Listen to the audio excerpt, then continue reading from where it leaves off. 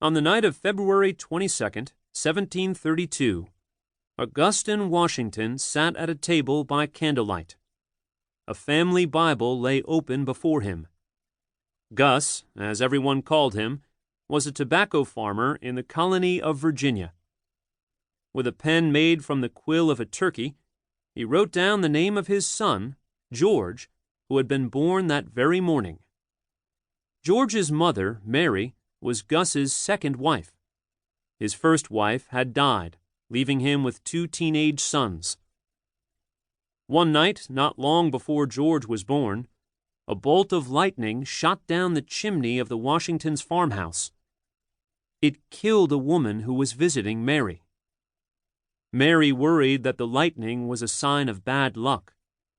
It might mean that there'd be something wrong with her baby. But George was a strong, healthy baby. People said he looked like his mother. He grew into a tall, athletic boy who loved to ride horses through the green countryside. In later years, he was known as the best horseman in Virginia. When George was about 7, the family moved to Ferry Farm. It was across the river from Fredericksburg, Virginia. By this time, George had a younger sister, Betty, and 3 younger brothers, Samuel, John, and Charles. People said George and Betty looked a lot alike. As a grown woman, she would do funny imitations of her famous brother. A famous lie. Many generations of school children learned the story of George Washington chopping down a cherry tree on his family's farm. When his angry father asked who had done such a terrible thing, George confessed right away. "I cannot tell a lie," he said. "Pa, it was I who chopped it down."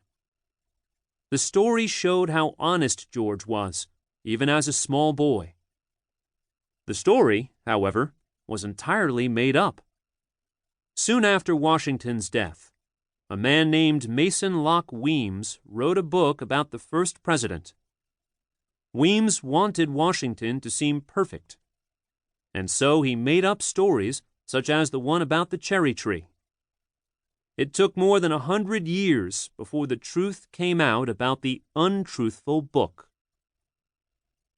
There isn't any information about how George and his father got along, but we do know he wasn't close to his mother. Mary Washington was a cold, bossy woman. All George's friends were scared of her. Strangely, she never took pride in her eldest son, not even after he became president.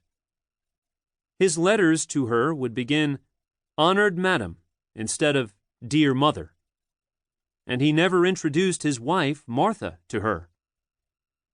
The person he loved best in the world was his kind half-brother, Lawrence. Lawrence was Gus's oldest son. He was 14 years older than George. Lawrence had gone to school in England. He had learned Greek and Latin. He knew how to dress like a gentleman and act like a gentleman. There wasn't enough money to send George off to England. Instead, he was taught at home, probably by his father and Lawrence.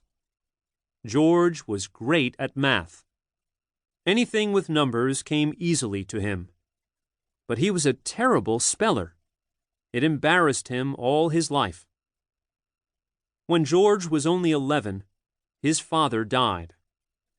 From time to time, George was invited for long visits to Mount Vernon. This was the home of Lawrence and his new bride, Anne Fairfax. George loved it there. In 1746, George was asked to move in for good. And off he went.